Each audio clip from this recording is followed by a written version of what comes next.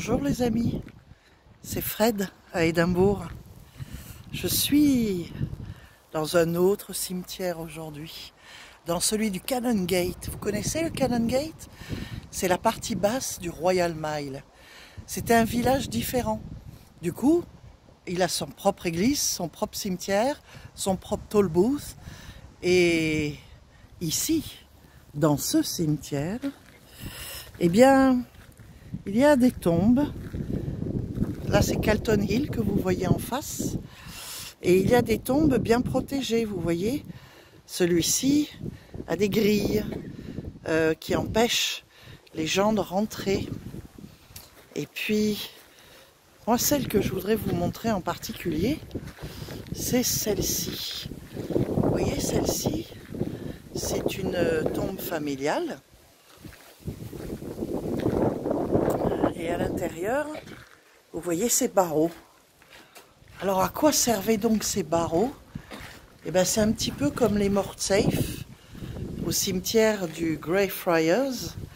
C'est pour empêcher les voleurs de cadavres d'atteindre les corps. Et vous voyez cette tombe-là, c'est celle de Thomas Hay, MD, Medicine, docteur en médecine. Alors vous voyez, ce monsieur-là, il a probablement utilisé des corps pour, pour faire des recherches en anatomie. Par contre, il n'était pas vraiment d'accord que les corps des défunts de sa famille soient, eux, utilisés pour être anatomisés, comme on disait, disséqués en public bien souvent et utilisés pour la médecine et pour l'anatomie. Voilà la petite capsule du jour. La tombe de Thomas Hay, docteur en médecine, protégé des voleurs de cadavres. Bon, bah écoutez, c'est un peu morbide, hein, mais ça faisait partie de la vie pendant des siècles ici. Donc je vous dis un grand goodbye du cimetière du Canongate. N'hésitez pas à faire un petit tour par ici. Il a plein de belles choses à voir. Des chouettes tombes. Et puis une Mercat Cross également. Ah oui, tiens, je vais vous la montrer, la Mercat Cross. Chose promise, chose due. Voici la Mercat Cross du Canongate. Et elle est côté droit du cimetière. L'église est juste là.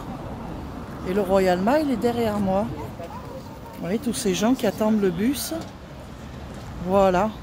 Donc c'est un simple poteau avec une croix tout en haut. Mercat Cross, la croix du marché. Voilà. Et on a dessus les armoiries du Canongate, c'est-à-dire le cerf avec la croix entre ces bois que vous allez retrouver sur le portail du palais de Holyrood également, qui se trouve bien au Canongate. Et 1128, c'est la date de fondation du Canongate, tout simplement. Voilà, c'est écrit dessus, comme le Port-Salut, Canongate, Mercat Cross, croix du marché. Donc il y avait un petit marché local qui était tenu ici.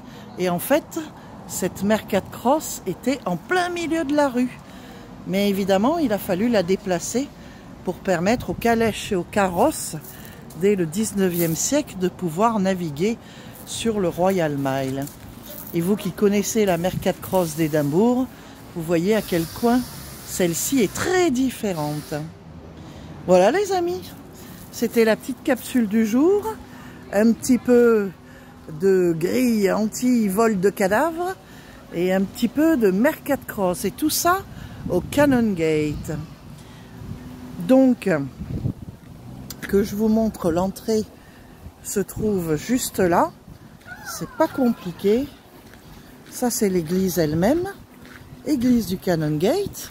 C'est là où la reine venait au service le dimanche quand elle résidait au palais de Holyrood. Je ne sais pas si Charles III fait la même chose aujourd'hui. On peut supposer parce qu'il a l'air de garder les traditions bien vivantes.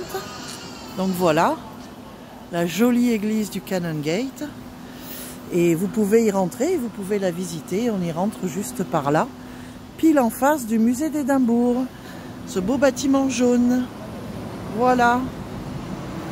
Bon, eh ben, ça en fait une capsule riche d'informations. Sur ce, je vous fais des gros bisous et je vous dis à bientôt en Écosse. Bye!